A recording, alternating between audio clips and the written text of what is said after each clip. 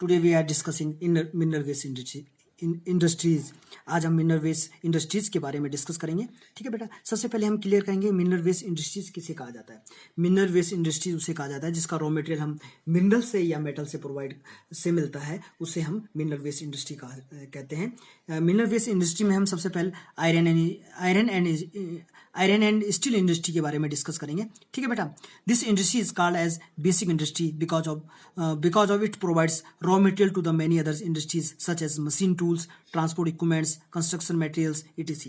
इस इंडस्ट्री को basic industry भी कहा जाता है और इसको हैवी इंडस्ट्री भी कहा जाता है और बैकबोन ऑफ ऑल इंडस्ट्री भी कहा जाता है। क्यों कहा जाता है? क्योंकि जितने भी मशीनें होते हैं, जितने भी मशीनी टूल्स होते हैं वो सारे किसके? आयरन है, स्टील के होते हैं। जितने भी ट्रांसपोर्ट इक्विपमेंट्स बनते हैं, जितने भी कंस्ट्रक्शन मटेरियल्स बनते हैं वो किसके जितनी मशीनें किससे बनेगी? सारे आयरन स्टील से बनते हैं, जिसके कारण इसको क्या कहा जाता है? बेसिक इंडस्ट्री कहा जाता है और बैकबोन ऑफ ऑल इंडस्ट्री कहा जाता है। नेक्स्ट पॉइंट पढ़ेंगे बेटा हम।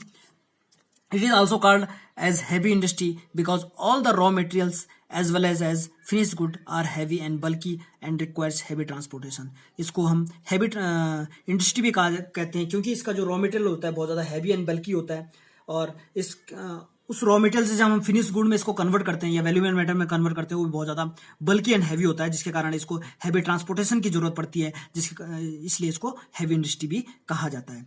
नेक्स्ट पॉइंट है, India produce about 35 millions of tons steel every year even though per capita consumption of steel is very low economic and industrial developments. ठीक है, जो इंडिया है per year 35 million tons of steel का production करता है। ठीक है, लेकिन हमारे देश में जो पर कैपिटा कंजम्पशन है स्टील की वो बहुत ज़्यादा लो है। उसका कारण है कि हमारे देश में अभी इंडस्ट्रियल डेवलपमेंट उस स्तर का नहीं हो पाया कि जो हम पर कैपिटा कंजम्पशन अपने देश की बढ़ा सकें। ठीक है बेटा, नेक्स्ट पॉइंट है, iron and steel industry in India are facing many problems. अब हम नेक्स्ट पॉइंट में पढ़ेंगे कि आयरन एंड स्टील इंडस्ट्री को क्या क्या चैलेंजेस फेस करने पड़ते हैं, क्या क्या प्रॉब्लम फेस करने पड़ते हैं, उसके बारे में हम डिस्कस करेंगे। सबसे पहले हाई कॉस्ट ऑफ प्रोडक्शंस। हमारे देश में आयरन एंड स्टील इंडस्ट्री में को हाई प्रोडक्शन में हाई कॉस्ट का सामना करना पड़ता है। क्यों करना पड़ता है? क्योंकि जो उसके रॉ मटेरियल होते हैं बहुत ज़्यादा एक्सपेंसिव होते हैं, जिसके कारण इसके प्रोडक्शन में हाई कॉस्ट आती है। ठीक है बेटा, दूसरा बता नेक्स्ट पॉइंट है,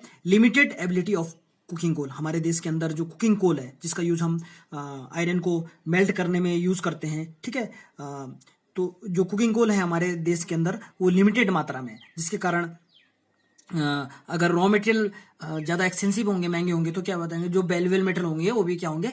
महंगे होंगे। फिनिश गुड जो बनेंगे वो भी महंगे होंगे। ठीक है बेटा, तो जो कुकिंग कोल है हमारे देश में वो लिमिटेड मात्रा में है। ठीक है, जिसके कारण जो स्टील जो प्रोडक्शन होता है स्टील का वो कभी कभी बहुत ज़्यादा एक्सपेंसिव हो जाता है। ठीक है बेटा, नेक्स्ट है लो प्रोडक्टिविटी ऑफ लेबर। हमारे देश के अंदर जो ज़्यादातर जो लेबर है वो कैसी है?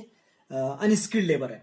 ठीक है, अनस्किल्ड लेबर होने के कारण जो प्रोडक्ट बनते हैं वो अच्छी क्वालिटी या क्वांटिटी का नहीं बन पाते। दूसरी बात, जो अनस्किल्ड लेबर हैं वो किसी भी प्रोडक्ट बनाने में टाइम क्या लेते हैं?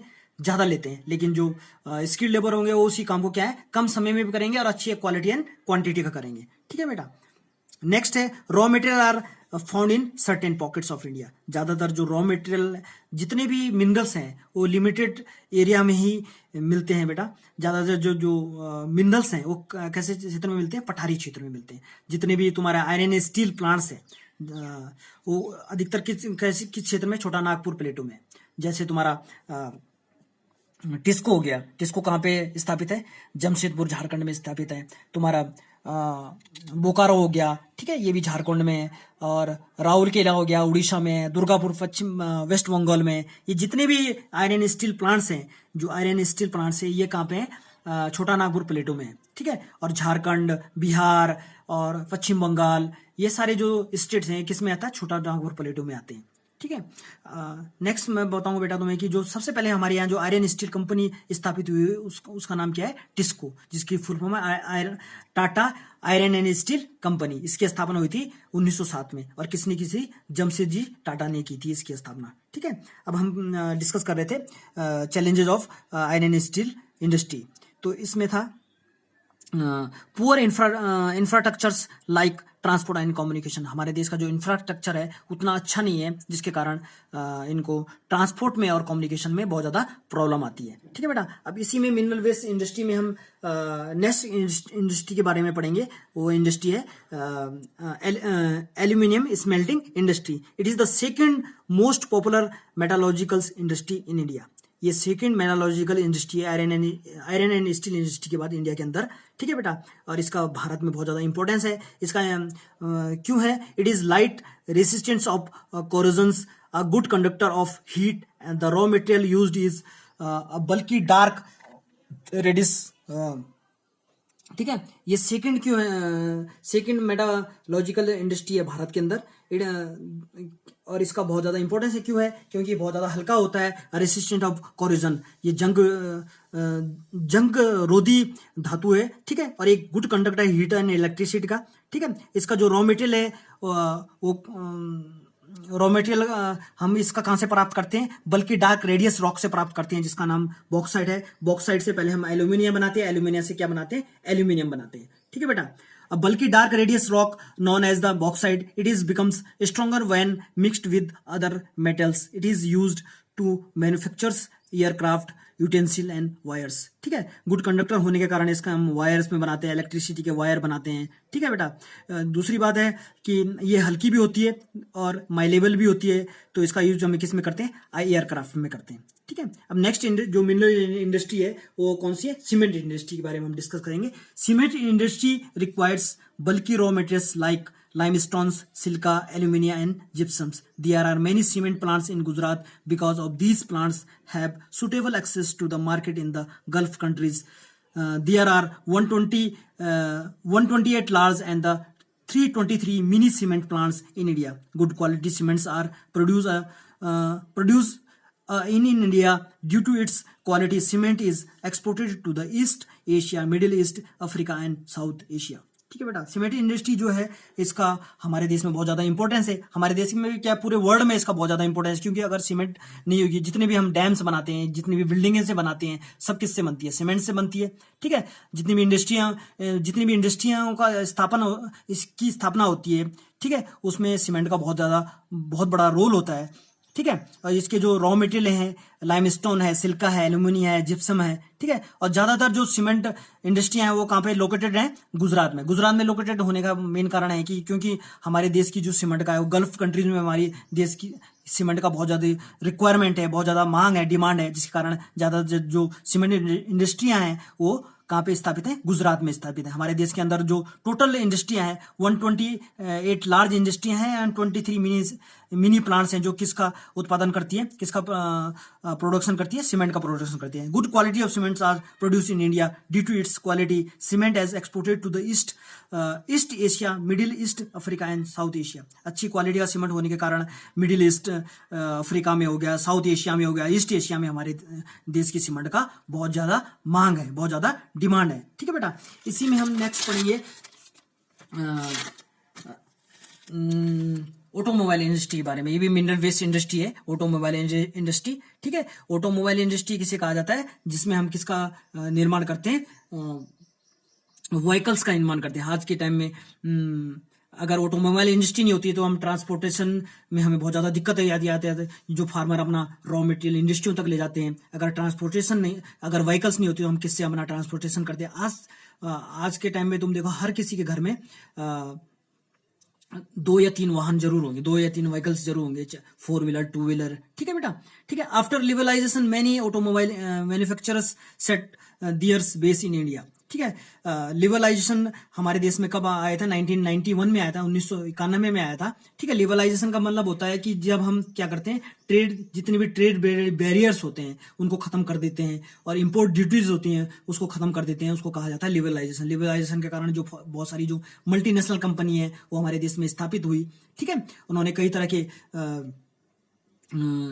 तरह की बहुत सारी ऑटोमोबाइल इंडस्ट्री हमारे देश में स्थापित है। उन्होंने कई प्रकार के प्रोडक्शन किए हमारे देश में। At present there are 15 manufacturers of cars and multi utility vehicles. 15 ऐसे इंडस्ट्रियां हमारे देश में जो क्या बनाती है? मल्टी यूटिलिटी व्हीकल्स बनाती है और कार्स बनाती है।